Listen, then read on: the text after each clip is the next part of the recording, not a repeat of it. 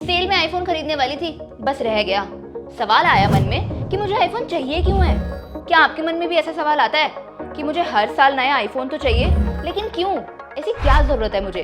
तो चलिए इसी सवाल का जवाब लेकर आज मैं आ गई हूँ आज की इस वीडियो में।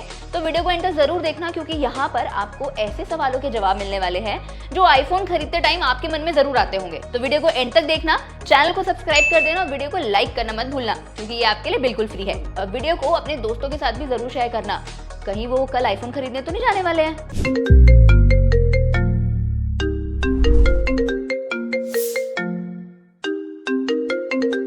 पता है क्या, जब भी हम आईफोन के बारे में सोचते हैं ना, तो मेरे मन में तो ये चीज आती है कि ये आईफोन यानी एप्पल कंपनी कितना पैसा खर्च करती होगी ना ब्रांडिंग के ऊपर।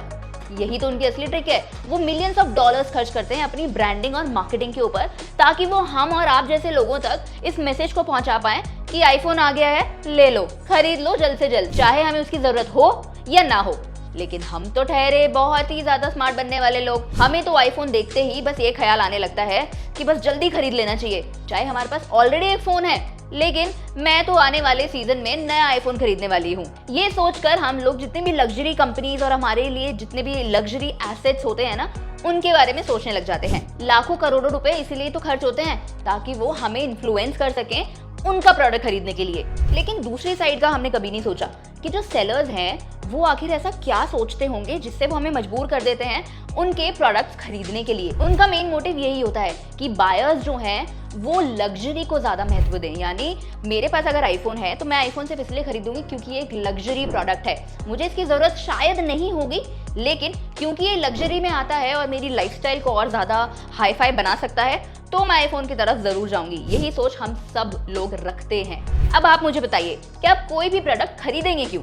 या तो उसके अंदर फीचर्स बहुत अच्छे होंगे, या वो दिखने में बहुत अच्छा होगा, या फिर वो हमें काम के लिए आने वाला चीज होगी हमारे, या फिर उसका लग्जरी बेनिफिट होगा हमें। तो यहाँ पर हम कंपेयर करना भूल जाते हैं कि हमें यही सारी फीचर एक 70,000 के फोन में या फिर एक 1.5 लाख के फोन में कितनी हद तक मिल रही है।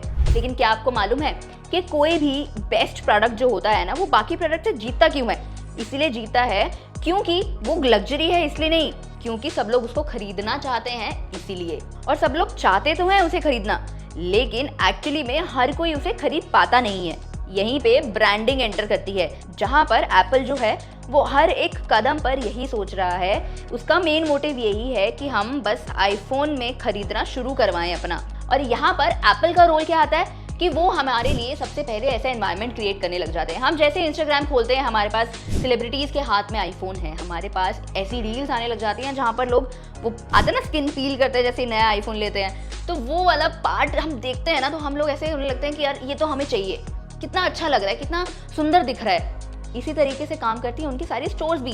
अब इंडिया में तो खैर इतनी सारी स्टोर्स नहीं है, लेकिन अब खुल रही हैं। तो आप किसी भी स्टोर पर जब पहुंचते हैं, किसी भी लग्जरी ब्रांड के स्टोर पर मैं बात कर लेती हूँ, सिर्फ एप्पल की बात नहीं है, तो उन स्टोर्स का ना वो एम्बियंस ही ऐसा क्रिएट करके रखते हैं कि बस लोग आए और वो स्टोर देख के ही सामान खरीद लें। एक साइड में अलग अलग प्रोडक्ट्स लगे हुए हैं, एक आपको असाइंड इंसान मिलेगा जो आपको बताएगा कि ये प्रोडक्ट ऐसे काम करता है, ये ऐसे काम करता है, तो आपको ट्रीटमेंट भी लग्जरी वाली मिलती है।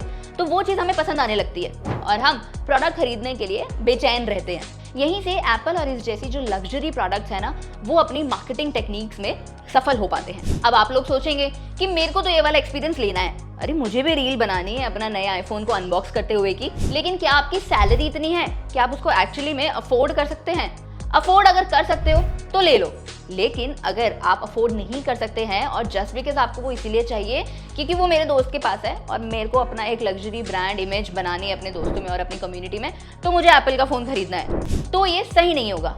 चलिए एक हाइपोथेटिकल सिचुएशन लेते हैं। आप में से बहुत सारे लोग होंगे जिन्होंने अभी हाल ही में 1-2 साल पहले आईफोन खरीदा होगा। एक आईफोन आपने खरीदा 80,000 रुपए का, लेकिन क्या उस समय पर आपकी सैलरी इतनी थी? अब मान लेते हैं कि आपकी सैलरी अब है तो आप एक आईफोन 80,000 रुपए का अफोर्ड कर सकते हैं। लेकिन अगर मैं 2 साल पहले की बात करूं तो क्या आप सेम आईफोन अफोर्ड कर सकते थे अपनी पुरानी यानी कि आप 2 साल या 3 साल पहले जो भी आपकी सैलरी रही थी, उस सैलरी में आप एक 80,000 का आईफोन अफोर्ड कर सकते थे? और मुझे कमेंट सेक्शन में जरूर बताना कि आप में से किस किस ने हाल ही में नया आईफोन खरीदा है। अब मान लेते हैं कि आपकी सैलरी अब 80,000 रुपए है और 2 साल पहले वो शायद 20,000 रुपए थी या 25,000 रुपए थी या 40,000 रुपए थी, और तब आप आईफोन अफोर्ड नहीं कर सकते थे, लेकिन आपने फिर भी एक आईफोन ले लिया।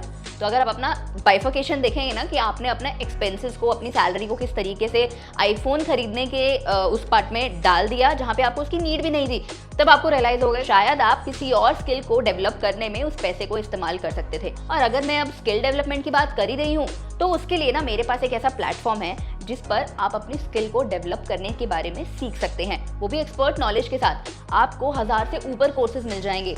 नाम है फ्रीडम ऐप। आपको सिर्फ अपने फोन में उस ऐप को डाउनलोड करना है और आप एक्सेस ले सकते हैं सारी की सारी कोर्सेज का, उन कोर्सेज का जिसमें अगर आप फार्मिंग के बारे में सीखना चाहते हैं, आप बिजनेस के बारे में सीखना चाहते हैं, आप फाइनेंस के बारे में सीखना चाहते हैं, अपने पर्सनल सेविंग्स के बारे में सीखना चाहते हैं कि मुझे यहाँ पे पैसा कैसे बचाना चाहिए, मुझे स्टॉक मार्केट में इन्वेस्ट करना है तो मैं कैसे करूँ, मुझे म्यूचुअल फंड्स में इन्वेस्ट करना है तो मैं कैसे करूँ, और गवर्नमेंट स्कीम्स के बारे में अगर जानना है तो वो भी आपको उसी प्लेटफॉर्म के थ्रू मिल सकता है। डाउनलोड करने का लिंक मैंने मेरे चैनल प्रोफाइल और डिस्क्रिप्शन दोनों में ही डाल दिया है। इनफैक्ट अगर आप स्पेसिफिकली स्टॉक मार्केट के बारे में सीखना चाहते हैं तो उसका लिंक भी मैंने मेरी चैनल प्रोफाइल पर डाला हुआ है। आप जाकर एक बार उस ऐप को जरूर चेक करना। जेफ बेजोस, मुकेश अंबानी से लेकर बिल गेट्स और एलॉन मस्क तक अरबपति की लिस्ट में आते हैं, पर उन्हें क्यों अरबपति माना जाता है? उन्हें अरबपति इसीलिए कहा जाता है क्योंकि उनकी स्टॉक होल्डिंग है। और ये मार्केट कैसे चलता है? स्टॉक मार्केट और स्टॉक के कितने कोर्स को देखें और सोच समझकर ही निर्णय लें। अब आप ये सवाल पूछेंगे कि मैं आईफोन तो सेल में ही खरीदने वाली हूँ, तो फिर ये तो मेरे लिए फायदा है। अब 1 लाख का फोन मुझे 70,000 में मिल जाए तो क्या बुरा है? तो इसे कहते हैं हम लोग फेज आउट डिस्काउंट। तो इसकी पूरी कहानी है कि मान लीजिए कि वहाँ पे कोई भी ऑनलाइन ई-कॉमर्स सेलर है जो आपको इस बिग डे के लिए बोल रहा है कि भाई सेल आने वाली है, अब आप तैयार हो जाओ। तो आप भी तैयार होने लगते हैं कि भाई ठीक है, मैं अपने पैसे बचाने शुरू कर दूंगा, 2 महीने 4 महीने पहले ही सेल आएगी तो मैं आईफोन खरीद लूंगा। और फिर एक दिन आएगा जब आपके पास एड्स आने लगेंगे कि आपका जो 1 लाख वाला आईफोन है वो अब 70,000 रुपये में मिल रहा है। फिर आप और बेचैन होने लगेंगे कि अब तो खरीदना पड़ेगा, अब और ज्यादा लेना पड़ेगा, ये तो मेरे को अब तो मुझे और जल्दी लेना पड़ेगा इनफैक्ट। तो इसे हम कहते हैं एंकर इफेक्ट, जहां पर हम कंपेयर करने लग जाते हैं 2 प्राइसेस को। 1 लाख का फोन था, 70,000 रुपये में मिल रहा है तो हमारे लिए फायदा है। लेकिन मैं ये बोल रही हूँ कि आप इसको कंपेयर करने के बजाय उस 70,000 को अपनी सैलरी से कंपेयर करो कि क्या आपको उस सैलरी में 70,000 का फोन भी लेना चाहिए। तो अगर आप अफोर्ड नहीं कर सकते हैं तो आपको ऐसे लग्जरी प्रोडक्ट्स की तरफ नहीं जाना चाहिए। कर सकते हैं तो कोई बुराई नहीं है। आपको पता होना चाहिए कि how much debt is a good debt, यानी अगर आपके ऊपर कोई कर्जा है, कोई ईएमआई है, तो कितने हद तक आप उसको ले सकते हैं और कितने हद तक आपकी सैलरी और पैसे में वो फिट हो सकता है। इसका मतलब कि आपकी सैलरी का कितना परसेंटेज आप ईएमआई में डाल सकते हैं। ये भी एक बहुत इंटरेस्टिंग टॉपिक हो सकता है। तो अगर आप चाहते हैं कि मैं इस पर्टिकुलर टॉपिक के ऊपर भी कोई वीडियो बनाऊं तो आप मुझे कमेंट सेक्शन में ईएमआई लिख सकते हैं। अब आप ये सोच रहे होंगे कि यार 70,000 का फोन लेना तो है, लेकिन मेरे पास ऑलरेडी कितनी सारी ईएमआईज हैं। शूज की ईएमआई, ऑलरेडी पुराने वाले फोन की ईएमआई चल रही होगी, शायद मेरे घर की ईएमआई भी होगी, गाड़ी की ईएमआई भी होगी। तो ये सारी कैलकुलेशन करना बहुत जरूरी है। और आपको पता है प्रॉब्लम क्या है? इंडिया में 70% पॉपुलेशन ऐसी है जो आईफोन्स है अपने क्रेडिट पर खरीदते हैं, यानी ईएमआई पर खरीदते हैं। अब आप ये सोचिए कि इन 70% लोगों में से कितने लोग ऐसे हैं जो एक्चुअली में आईफोन को अफोर्ड कर सकते थे, और कितने परसेंट ऐसे हैं जिन्होंने शायद अफोर्ड नहीं कर सकते थे, उतनी नीड भी नहीं थी लेकिन खरीद लिया। और ज्यादातर ऐसे ही हैं जो अफोर्ड नहीं कर सकते थे। और ऐसे लोगों में ज्यादातर जो एज ग्रुप था ना, वो हमारे और आपके जितना एज ग्रुप था, 25 से 34 साल तक का, जिनकी एवरेज सैलरी अगर मैं देखूं तो 33 से 35,000 रुपए तक की है। और मैं बात कर रही हूँ मेट्रो सिटीज की, जैसे दिल्ली, पुणे, मुंबई। और यहाँ तो मैंने अभी टियर 2 सिटीज को काउंट ही नहीं किया है। ये हो सकता है ये परसेंटेज और ज्यादा हो जाए। चलिए एक और एग्जांपल से समझाती हूँ। अब आप लोग सोचते होंगे कि क्या पता ये आईफोन खरीदना मेरे लिए एक इन्वेस्टमेंट ही बन जाए। अब जैसे मैंने एक फोन खरीदा जो मुझे 1.5 लाख का पड़ा। अब अगले साल मेरे पास नया मॉडल आया तो मेरे मन में नया ख्याल आया कि मुझे नया आईफोन लेना है। तो अब मैं क्या करूंगी? अगले साल मैं दोबारा स्टोर पर गई और मैंने एक और 1.5 लाख रुपए वाला फोन पसंद किया और मैंने मेरा पुराना वाला आईफोन उस स्टोर पर जाकर वापस दे दिया और वो मुझे पड़ा कुछ 50,000 का, मुझे डिस्काउंट मिल गया उसमें। तो वो 1.5 लाख वाला फोन मुझे 1 लाख का मिल गया। तो ये बिल्कुल गलत तरीका है। अब 1 लाख का मिल गया तो ये तो बढ़िया इन्वेस्टमेंट हुई है ना? जी नहीं, ये बिल्कुल गलत तरीका है। तो ये एक प्लेजर ट्रेडमिल काइंड ऑफ होता है कि अभी आपने एक चीज देखी है, मेरे को बहुत पसंद आई, तो मेरा ग्राफ उसको खरीदने के लिए ऊपर जा रहा है। अब वो मुझे चीज पसंद नहीं आ रही है after a certain period of time, तो वो नीचे आने लगा। फिर मेरे को दोबारा से कोई और नया प्रोडक्ट दिखा और मुझे वापस से वो चीज पसंद आने लगी तो वापस ऊपर चढ़ गया। फिर मेरे को यार नहीं, अब को 1 साल हो गया है इसको यूज करते हुए, अब मुझे दूसरा चाहिए, नहीं पसंद आया दूसरे के लिए। तो ये एक ट्रेडमिल की तरह वर्क करता रहता है जिसमें आप अपने प्लेजर को इंक्लूड करते हैं, यानी मुझे मजा आ रहा है, मुझे बहुत अच्छा लगता है इस चीज में पैसे खर्च करना, तो मैं कर रही हूँ। तो पूरी दुनिया में सबसे बड़ा सवाल यही आता है कि आपकी वांट में और आपकी नीड में आपको डिफरेंस समझ में आना चाहिए। तो अगर कोई भी चीज आपकी इनकम में उसको ऐड कर रही है तो डेफिनेटली वो आपकी नीड है, आप उसको ले लो। लेकिन अगर ऐसा नहीं हो रहा है तो इसका मतलब आपकी उसको कोई ज़रूरत नहीं है, यानी आपको ऐसी चीज़ें खरीदने की कोई ज़रूरत नहीं है।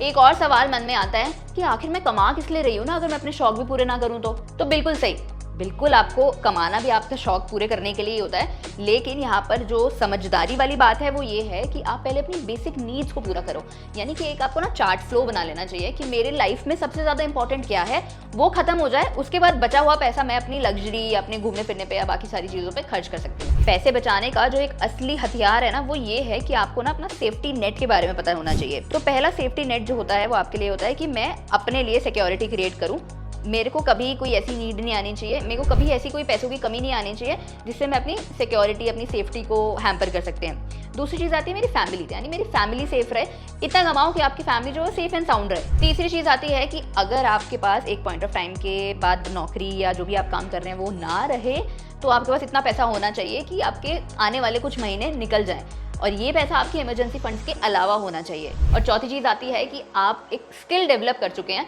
कि मेरे पास एक पर्टिकुलर स्किल का सेट है जिसके बाद मैं कोई भी काम करने जाऊं तो मुझे शायद पैसों की इतनी दिक्कत नहीं आएगी, वो काम इतना मुझे बहुत जल्दी मिल जाएगा, ऐसे ज़्यादा टाइम नहीं लगेगा ढूंढने के अंदर। तो वो एक इन्वेस्टमेंट रहती है कि आपको एक स्किल सेट में इन्वेस्ट करना बहुत ज़रूरी है। तो अगर आपकी बेसिक चेकलिस्ट कंप्लीट हो गई है तब जाकर आप आईफोन खरीद सकते हैं। मुझे कमेंट सेक्शन में ज़रूर बताना कि आप लोगों में से किस किस ने आईफोन खरीद लिया है या प्लान कर रहे हैं खरीदने के बारे में, और इस वीडियो को देखकर ज़रूर जाना खरीदने। मैं उम्मीद करती हूँ कि आपको ये वीडियो पसंद आई होगी। अब अपने कोई भी डाउट, सजेशंस कमेंट सेक्शन में लिख सकते हैं। मैं मानसी मिलती हूँ आपसे अगली वीडियो में।